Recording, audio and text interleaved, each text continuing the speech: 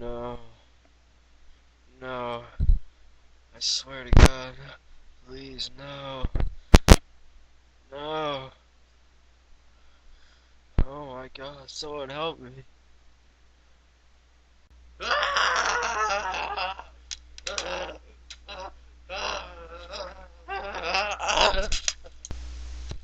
What the hell is going on? Ouch. Ouch. Ow. Ow. What the hell is this? Ow. Hello, Malcolm. Did you forget about us? I don't war score.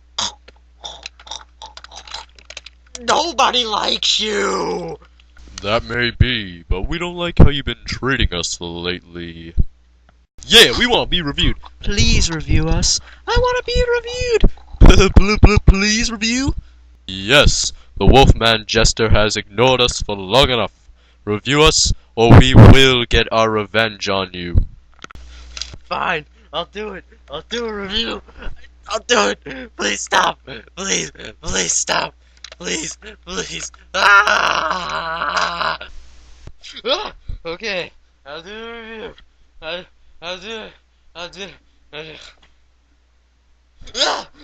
Okay. I'm doing the review. I'm doing the review. There's the door.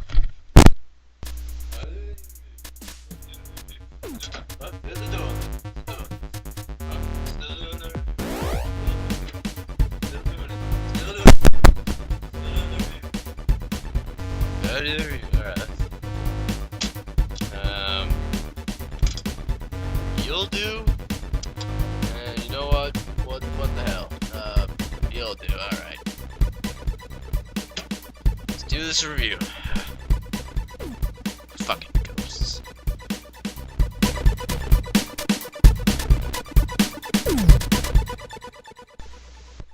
Well, we were supposed to do a Batman review, but you know, Nintendo spirits thought otherwise. So let's do a review of the NES Max controller and the Nintendo 4 score.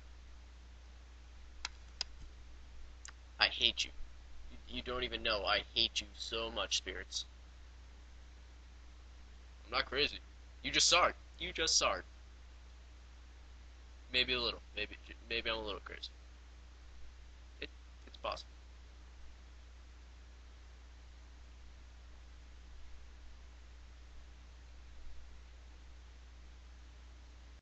Okay, well, since it's the more commonly known of the two, I'm going to start off with the NES Max. Now, the NES Max is also known as the Turbo Controller. Why? Because it gave you a button that allowed you an unlimited supply of pressing the B or A. So instead of having to keep pressing the A, when you held this down, it was like you were doing this. And then, for a better movement item, they gave you a little circle that moved around on the control pad so you could access it much easier. And this really helped out with a lot of games. Let me tell you, some people think it was like a cheating thing. Even I sometimes wonder, like, oh, yeah, I'll do it the cheating way. I'll say it jokingly. But actually, it was really a big improvement and really helped some of the games that made your thumb want to just, like, fall off from tapping the B button so much. Here's a very badly lit example, and I know it's really hard to see the controller, but if I keep tapping B, it's the only way to do a continuous fire. It's just to keep tapping. But if I have the turbo controller, then all I have to do is press that one button, and it'll shoot out continuously as if I was tapping repeatedly. Yes, a bad example, I know. I'm sorry, it's the best I could do right now.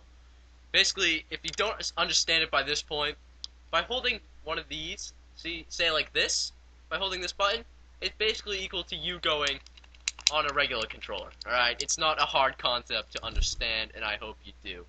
Next up is the less heard of, and that is the NES 4 score.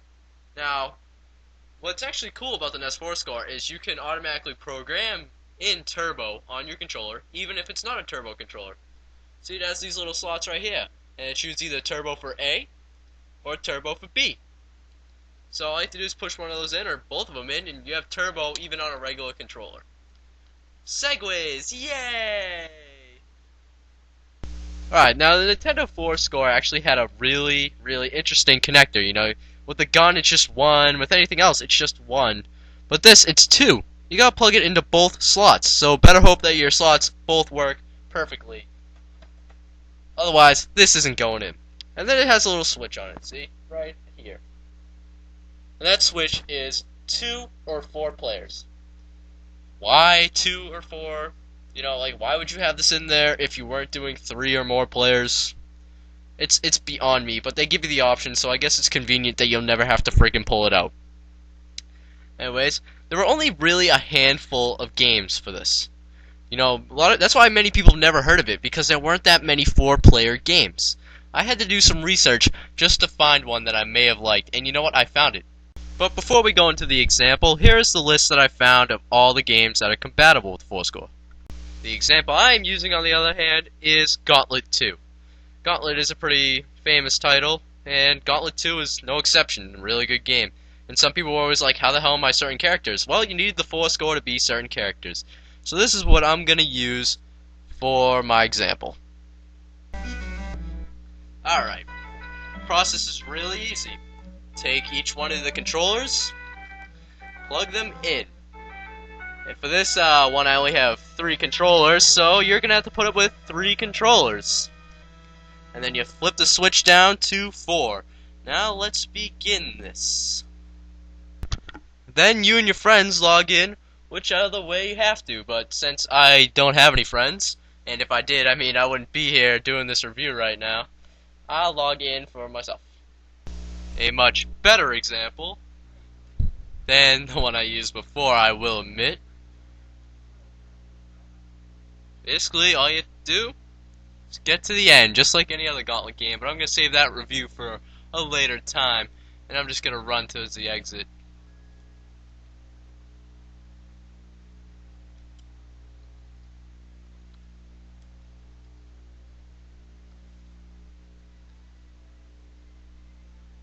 So you get to fight off enemies or drive or do whatever the hell you want, whatever game you have. It depends on what you're doing and what your objective is.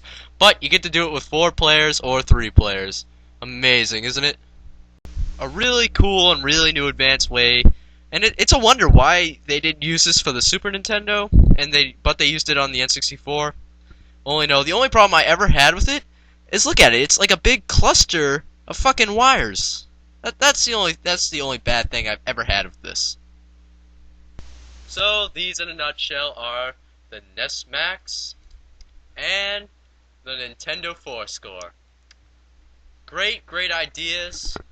Awesome. Like, if you have a Nintendo, I seriously suggest you go pick them up. I got them at Flea Market. That said, hopefully the Nintendo spirits are appeased, and I can get some freaking sleep. Yeah. This is the Wolfman Jester, and I'm signing out.